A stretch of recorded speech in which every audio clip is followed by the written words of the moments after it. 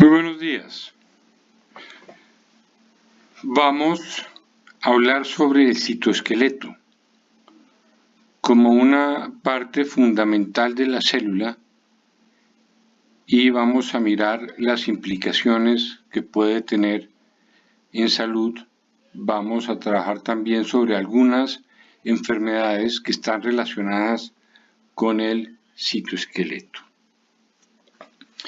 Para comenzar, vamos a hacer una comparación entre la célula eucariota y la célula procariota. Las bacterias son procariotas, tienen una pared celular que las hace rígidas, que las hace resistentes. Tienen otra característica y es que no tienen prácticamente compartimentos, tienen un solo espacio, mientras que la célula eucariota tiene una membrana que es elástica, es cierto, le da menos resistencia, pero le permite hacer movimiento, tiene una mayor plasticidad, entonces vamos a tener movimiento, algunas células se van a estar moviendo por el organismo y también el movimiento muscular. Entonces, en resumen, el citoesqueleto le permite a la célula mantener la estructura, mantener entonces los organelos en su puesto.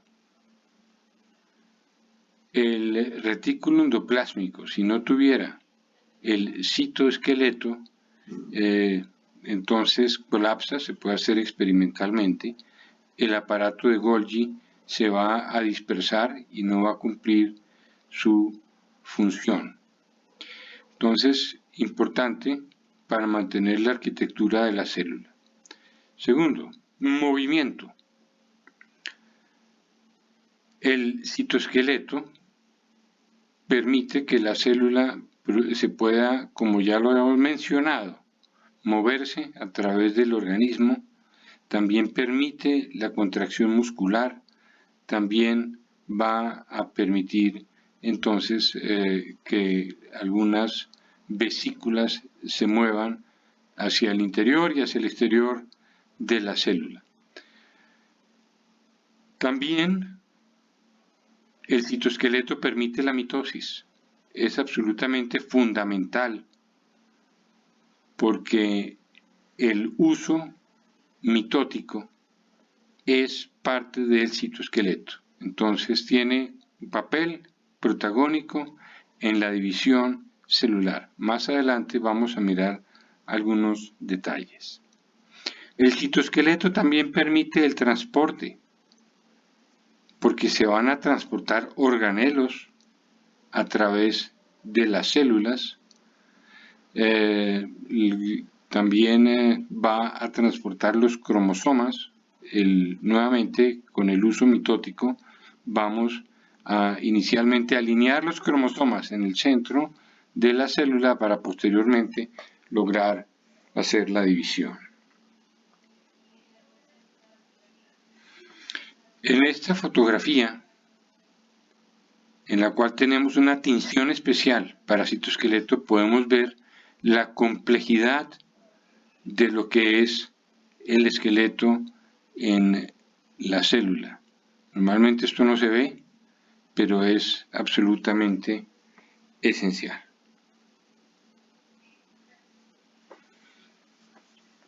El citoesqueleto lo podemos dividir en tres grandes grupos.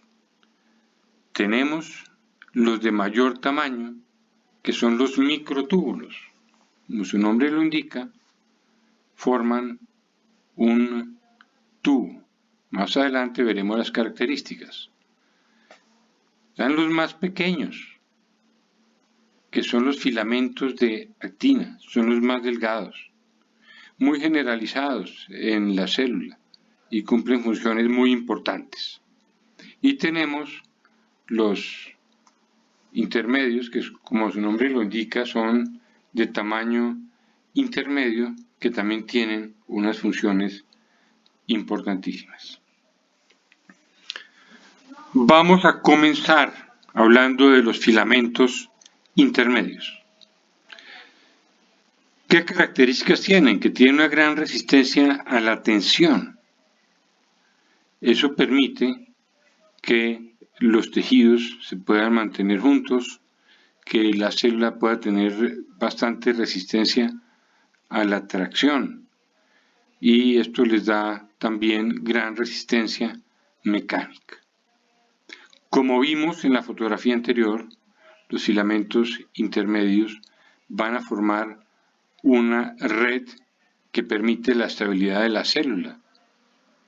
Nos va a dar el anclaje celular, esto es, mediante las uniones intercelulares va a permitir que dos células se mantengan juntas. Por ejemplo, en los epitelios, permite entonces que haya cierta impermeabilidad para el paso de sustancias y permite la integridad de los tejidos.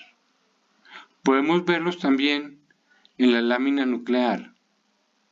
Los filamentos intermedios van a rodear el núcleo y es muy importante durante la división celular que la lámina nuclear primero debe ser entonces degradada para que pueda proceder entonces la división. La estructura de los filamentos intermedios tienen una cabeza globular, pueden verlo en la imagen, donde está el amino terminal, tienen una cola donde está el carbono terminal y tienen en la mitad lo que se llama el dominio bastoniforme. Los filamentos intermedios entonces se unen, primero dos filamentos intermedios entre sí, producen un enrollamiento y vamos a tener un dímero.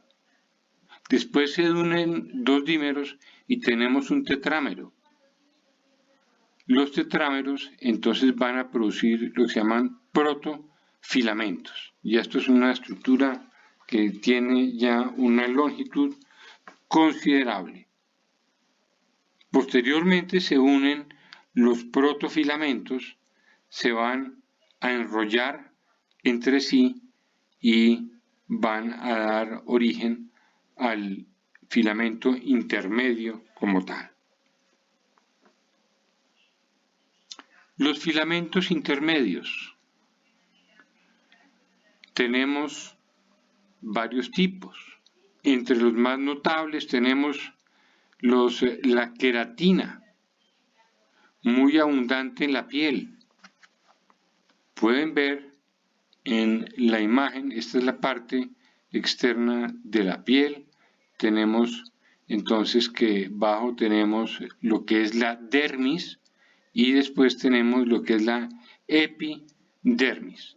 Tenemos unas células especializadas que son los queratinocitos, que producen queratina, que es la que va a estar presente y da las características al tejido de la piel. Tenemos también la vimentina. La vimentina está presente en el tejido conectivo, está presente en el músculo. También podemos ver la vimentina en la neuroglia. La neuroglia es el grupo de células que dan sostén y estructura al sistema nervioso. Tenemos también neurofilamentos que también dan estructura al cerebro, por ejemplo, y tenemos también las láminas nucleares que habíamos mencionado previamente. Tenemos en los filamentos intermedios unas proteínas asociadas. Son muchas, son innumerables. Entre ellas podemos hablar de la plectina. La plectina es muy conocida. Lo que hace la plectina es que une muchos filamentos intermedios entre sí y participa en los anclajes. Si miramos la imagen que estoy señalando de las células epiteliales, tenemos aquí 3 células. Estas células entonces van a tener las uniones que estoy entonces señalando, que hay diferentes tipos. Tenemos los desmosomas, aquí pueden ver cómo está uniendo las 2 células. Tenemos una unión adherente en este punto, tendremos después una sesión completa para estas uniones. Tenemos también la unión estrecha, que hace que sean impermeables los epitelios, muy importante, por ejemplo, en el estómago. Tenemos los hemidesmosomas. Todas estas estructuras tienen filamentos intermedios para unir entonces las células entre sí, y aquí participa entonces la plectina como una proteína accesoria de los filamentos intermedios. Tenemos aquí un caso en el cual tenemos una mutación en el LMNA y nos produce el síndrome de Hutchinson-Gilford. Hay varios síndromes de progerias, que son los envejecimientos prematuros. Uno de ellos es el Hutchinson-Gilford. En estos niños vamos a tener que hay una piel que es delgada, que van a tener, si ustedes observan, se van a ver los vasos sanguíneos de la cabeza, van a tener una calvicie prematura, tienen también problemas cardiovasculares y generalmente mueren temprano, hacia los 15 o 20 años, por una mutación que está relacionada con el citoesqueleto. Su mecanismo de herencia es autosómico dominante, pero la gran mayoría, o prácticamente todos, realmente son todos, son mutaciones nuevas, porque no llegan a la edad reproductiva. Luego no se han observado hijos de pacientes con esta enfermedad. Tenemos otra enfermedad que tiene muchas mutaciones que ustedes van a poder investigar en OMIM, en el taller de la clase presente. Se llama la epidermolisis bulosa. Tienen entonces un problema en el cual hay una debilidad de la piel y se va a separar fácilmente la dermis de la epidermis, produciendo ampollas con traumas muy pequeños. Hay de diferentes severidades, hay algunas que son relativamente leves, que se producen esas ampollas en los pies al caminar, y hay otras que son tan generalizadas que pueden llegar a ser inclusive letales. Ahora vamos a mirar los microtúbulos como otra parte fundamental del citoesqueleto. Los microtúbulos están presentes, como hemos mencionado, en el uso mitótico. Tienen un papel fundamental. Los microtúbulos también van a transportar vesículas. Entonces tenemos transporte, por ejemplo, del retículo endoplásmico al aparato de Golgi a través de las varias partes del aparato de Golgi. van a transportar vesículas que a veces son exportadas fuera de la célula. Tenemos también los cilios y los flagelos. Vamos a mirarlos más adelante. Los cilios que están presentes por ejemplo, en la mucosa bronquial. Tenemos los flagelos, indispensables para los espermatozoides, es lo que les permite la movilidad. Y tenemos unas estructuras muy especiales asociadas a los microtúbulos, que son los motores moleculares. Son pequeños motores que van a hacer un transporte de vesículas que vamos a mirar.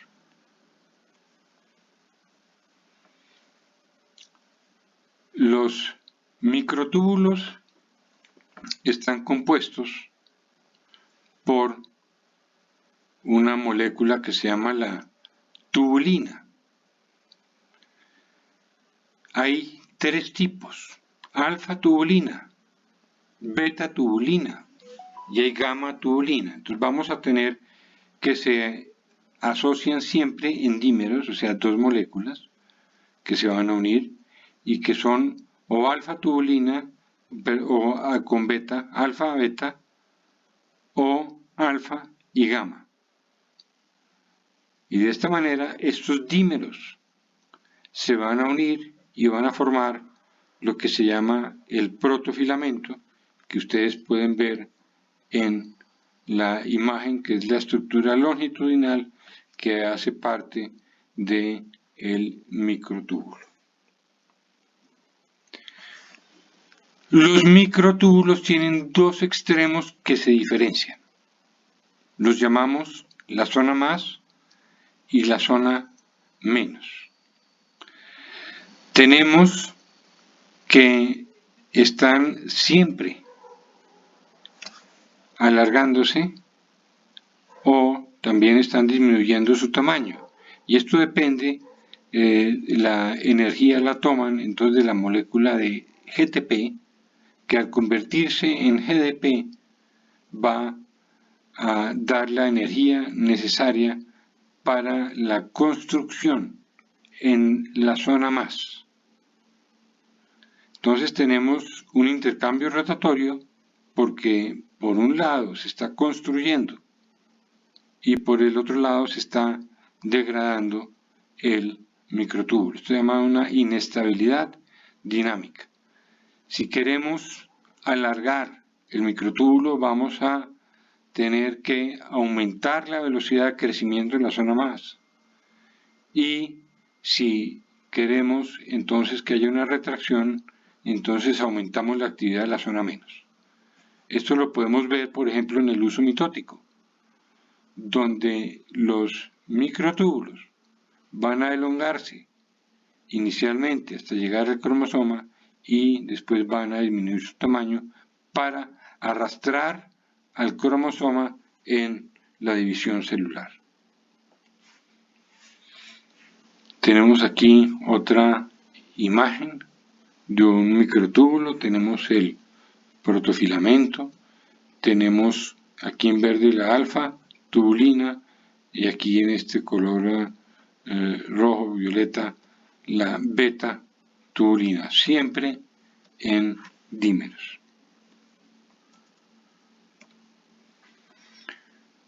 Hay fármacos que actúan sobre los microtúbulos. Por ejemplo, ustedes conocen la colchicina. Si ustedes recuerdan, cuando se realizó el laboratorio donde se hizo un cariotipo, se usó colchicina. La colchicina en esa ocasión se utilizó para detener el ciclo celular en metafase para que pudiéramos entonces observar los cromosomas. La colchicina entonces se usa también, por ejemplo, como tratamiento para la gota. La gota es una enfermedad en la cual hay un exceso de ácido úrico Este exceso de ácido úrico forma cristales que se depositan en las articulaciones y producen una inflamación muy severa y dolorosa de las articulaciones. Si se administra colchicina, entonces va a disminuir la inflamación porque se va a detener el ciclo celular de las células y de todos los mecanismos inflamatorios. De tal manera que estos medicamentos inhiben la polimerización y la mitosis. Los medicamentos que actúan sobre el citoesqueleto, entonces, y especialmente sobre los microtúbulos, se han usado también muchísimo para cáncer, para el tratamiento del cáncer, porque al inhibir la división celular, podemos inhibir el crecimiento de las células cancerígenas, que se están dividiendo a un ritmo mucho más rápido que las células que son normales. Entonces, al inhibirlo, podemos detener el cáncer. Entonces, tenemos como ejemplos la vincristina, la vinblastina. También tenemos el Taxol. Estos últimos tres actúan sobre el crecimiento, entonces, de los microtúbulos. Vincristina y vinblastina van a detener la elongación, mientras que el Taxol va a detener la degradación.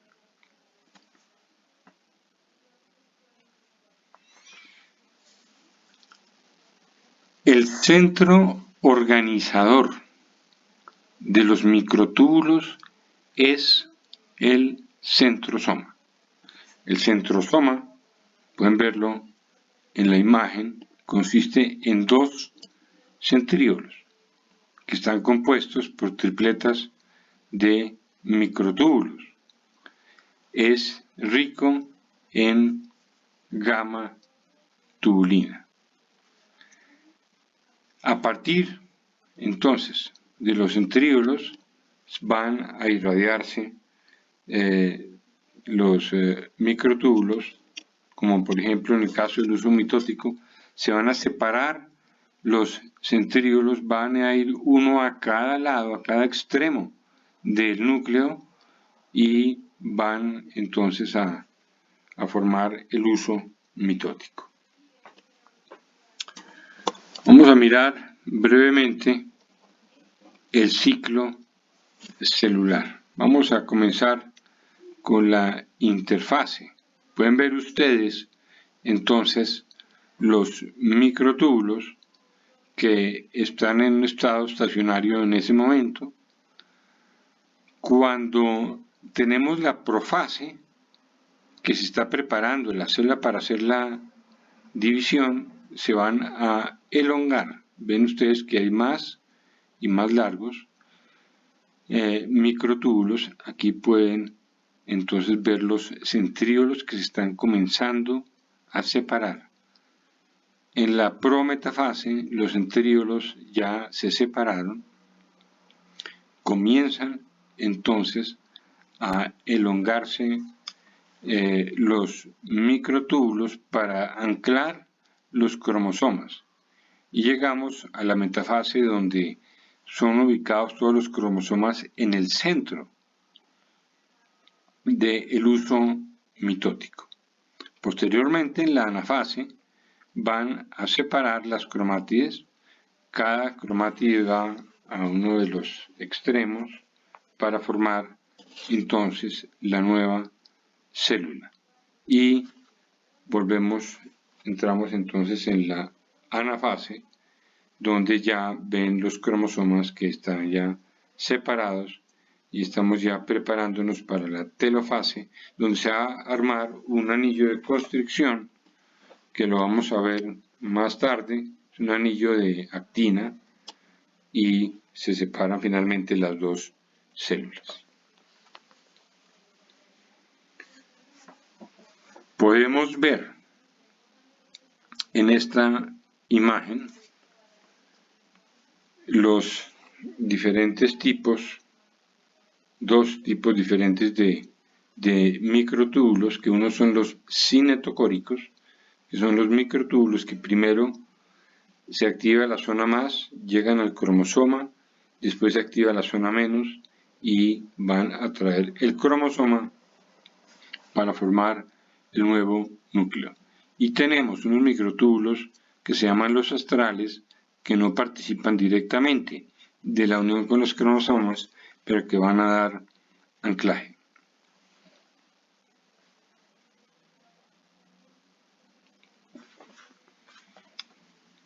Entonces tenemos en la mitosis los dos tipos de microtúbulos del uso mitótico, los cinetocóricos y los microtúbulos astrales.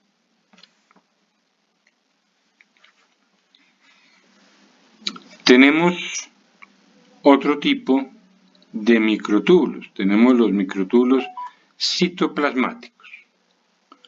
Los microtúbulos citoplasmáticos vamos a observarlos en funciones diferentes a la división celular.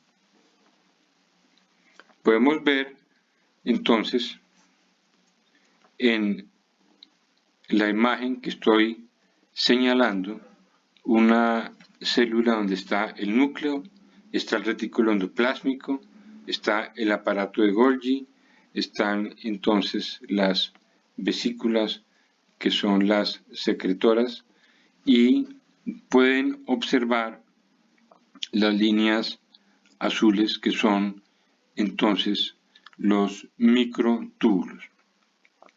Si ustedes observan del retículo endoplásmico, aquí tenemos un microtúbulo que está transportando una vesícula que se llama COP2 hasta el aparato de Golgi. Si esta vesícula estas moléculas son rechazadas, entonces van a ser regresadas también por las vesículas COP2 al retículo endoplásmico para que vuelvan a ser reeditadas. Tenemos que también hay microtúbulos que van a guiar a las vesículas para hacer la secreción.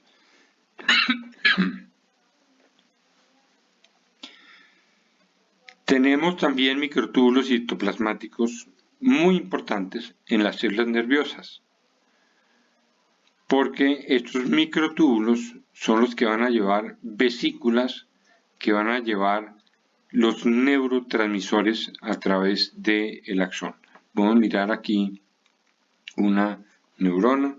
Entonces tenemos el cuerpo de la neurona con el núcleo, tenemos las dendritas, que es donde llegan los impulsos, y de la neurona salen los impulsos por los axones. Estos axones entonces va a tener los microtúbulos que van a llevar las vesículas con neurotransmisores que son sintetizados codificados en el núcleo, sintetizados en el retículo, en los ribosomas, y son llevados por unas vesículas a través de los axones hasta llegar al extremo de la sinapsis, donde se van a unir con otras neuronas o en algunos casos con los músculos.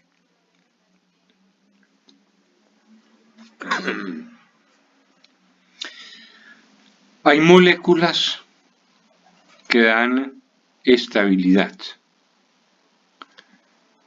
Son las moléculas de la familia MAP, MAP1, MAP2, MAP4.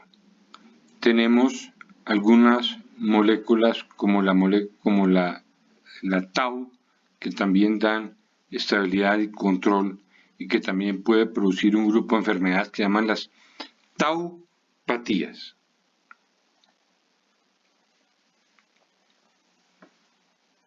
Habíamos mencionado los motores moleculares. Los motores moleculares son de dos tipos, son realmente familias, porque hay muchos tipos, pero son la familia de la quinesina y la familia de la dineína, y vamos a mirarlos. en este caso. Tenemos en esta imagen el microtúbulo y podemos ver la molécula de la quinesina, que es la molécula que está aquí en rojo, que está constituida por dos hebras. Son dos hebras que están enrolladas, que en un extremo van a sostener la vesícula y que en el otro extremo van a dar movimiento y van a desplazarse sobre el microtúbulo. Entonces, por intermedio de energía tomada del ATP, vamos a tener que al enrollarse y desenrollarse van a dar como unos pasos por el microtúbulo, llevando la vesícula con neurotransmisores del cuerpo de la neurona hasta el axón. Esto puede ser una distancia considerable. Por ejemplo, si miramos una neurona motora que esté ubicada en la médula espinal, va a tener el axón que va a llegar, por ejemplo, hasta el pie. De tal manera que tienen que recorrer una enorme distancia llevando las vesículas para que se pueda hacer la neurotransmisión. Entonces, tenemos que la quinesina transporta vesículas desde el cuerpo de la neurona hacia el extremo del axón, donde se va a producir la neuroconducción, y que en vía contraria entonces van a movilizarse las moléculas de la dineína que pueden ustedes observar aquí en esta imagen, moviéndose en movimiento contrario a la molécula de la quinesina. Seguimos con microtúbulos y movimientos. Tenemos entonces cilios y flagelos.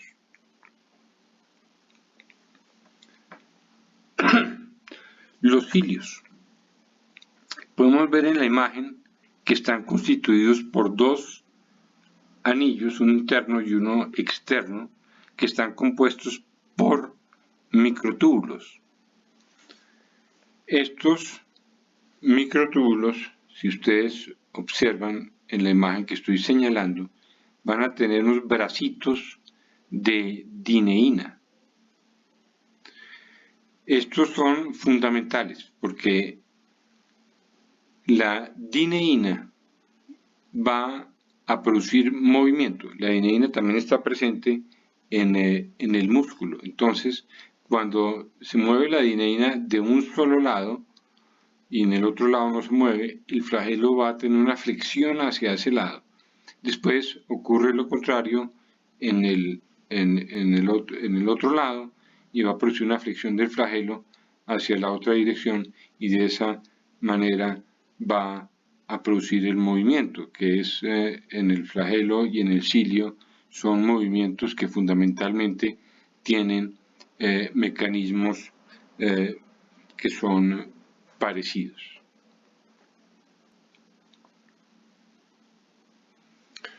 Cilios. ¿Dónde están los cilios? Tenemos cilios en la mucosa bronquial. En la mucosa bronquial se produce un moco. Pueden ver en la imagen, hay una célula aquí que es la que nos produce el moco. Diariamente respiramos aire con impurezas que entran a los pulmones. Si esto no tuviera un mecanismo para sacarlo, entonces se va a producir una obstrucción de las vías respiratorias. Por lo tanto, es necesario producir el moco y vamos a tener los cilios que estoy señalando. Estos cilios se van a mover en un movimiento ondulatorio y van a hacer que el moco lleve las impurezas del aire hacia el exterior. También observamos cilios en las trompas uterinas. Los cilios en las trompas uterinas permiten el movimiento del óvulo a través de la trompa.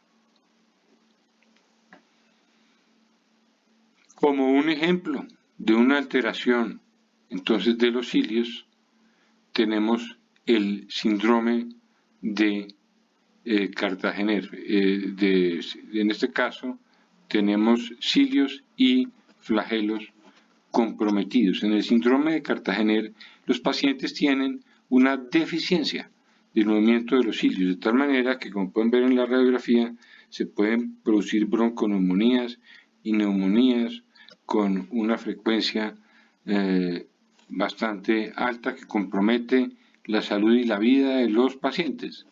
Y estos pacientes también van a tener problemas si son hombres de fertilidad, porque sus espermatozoides no van a tener entonces el movimiento en los flagelos. Tenemos también algunas enfermedades que pueden estar relacionadas con alteración del movimiento, como por ejemplo la distrofia muscular de Duchenne.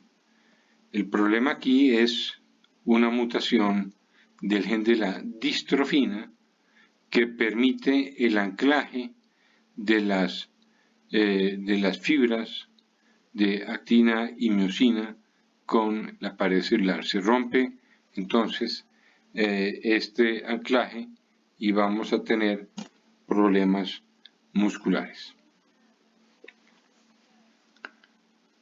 Veamos entonces ahora la actina. Son el tercer grupo del citoesqueleto, son los más pequeños, pero son muy importantes para el movimiento. Si pensamos en actina, podemos pensar en la molécula del movimiento. La actina permite el desplazamiento celular, por ejemplo, células de la defensa inmune, leucocitos, los tipos de fagocitos. La fagocitosis también se produce gracias a la actina, porque gracias a la actina las células de la defensa pueden ingerir patógenos para su destrucción. La actina también cumple papeles importantes en la división celular, porque se produce el anillo de contracción que vimos previamente, que es el que hace que la célula se divida en dos. Y muy importante, la contracción muscular. La actina y la miosina son las moléculas de la contracción celular. Veamos un ejemplo aquí de desplazamiento celular, en este caso los leucocitos. Tenemos que los leucocitos se pueden desplazar a través de membranas porque cambian la conformación de la célula y de esa manera produce contracciones que van finalmente a dar el desplazamiento a través de los tejidos.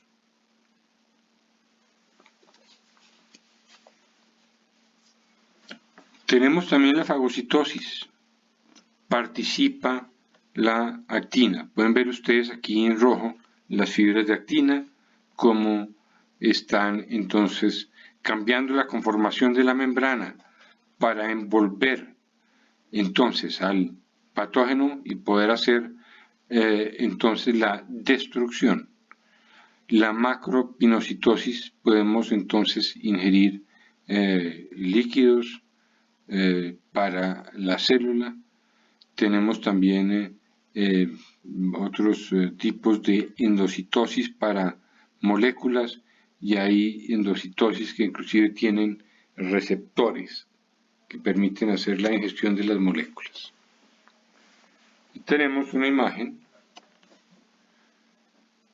de la división celular. Vemos que ya en este punto el los núcleos ya se han formado en las dos células, todavía permanecen unidas, pero se forma un anillo contráctil de actina y de miosina, que es entonces el que permite hacer finalmente la división de las dos células. La contracción muscular, importantísima. Entonces tenemos que en la unidad de contracción muscular dentro de la célula tenemos el sarcómero.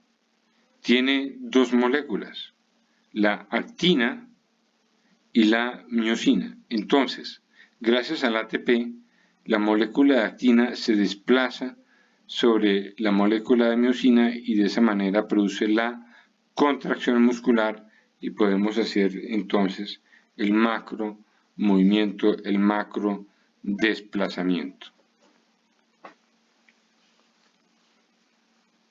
Aquí tenemos un ejemplo de un paciente con una distrofia muscular de Duchenne.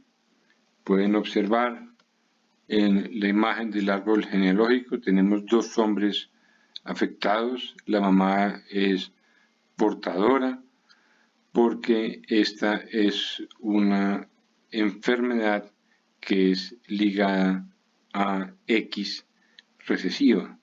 Algunas características de la distrofia muscular de Duchenne. Entonces, en un principio vamos a observar que tienen dificultad para pararse, se paran de una forma bastante particular que vamos a mirar en la siguiente imagen. Tiene entonces un aumento aquí de los músculos que estoy señalando de las piernas de los gemelos. Es una característica que está presente. Entonces tenemos el signo de Gowers, y es que los niños, para levantarse, pueden ustedes observar que tienen que tener un apoyo de las manos para poder levantarlo, porque tiene una debilidad importantísima de los músculos dorsales. La distrofia muscular de Duchenne entonces va a producir como signos más comunes la dificultad en el lenguaje. El corazón, como es un músculo, va a estar afectado y finalmente puede llevar a la muerte hacia los 15 años, dependiendo el tipo de mutación. Debilidad en el diafragma, entonces cuesta mucho trabajo la respiración. Van a tener pérdida de la masa muscular y van a tener unos huesos débiles y frágiles. Tenemos aquí una imagen en la cual vemos el citoesqueleto participando entonces en la división celular. Aquí en este caso estoy señalando cómo ya los cromosomas en anaranjado, en este caso se están separando. Esta sería una anafase. Tenemos aquí una metafase, que están los cromosomas en el centro.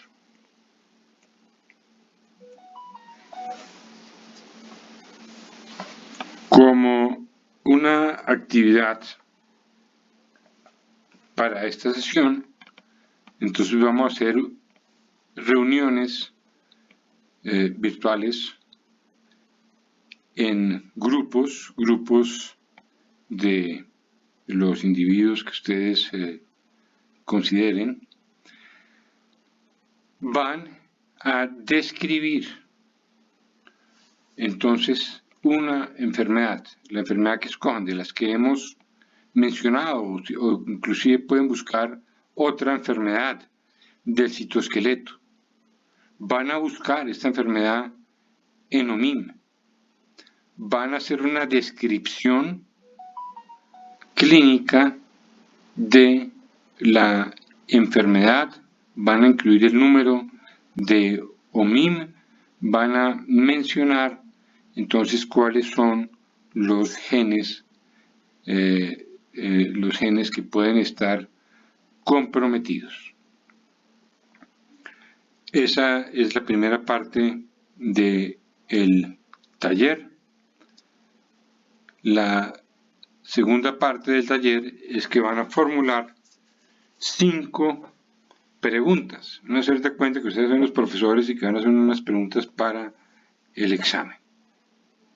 Este taller, entonces, deben realizarlo. En la segunda parte de la clase, inicialmente, van a mirar esta presentación y acto seguido van a hacer sus reuniones virtuales en grupo, hacen entonces el reporte y espero tener este reporte antes del mediodía, porque se va a hacer una calificación y el control de asistencia se va a hacer según los participantes de este taller.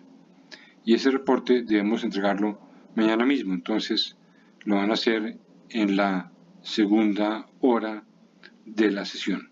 Y lo mismo las 5 preguntas. Muchas gracias.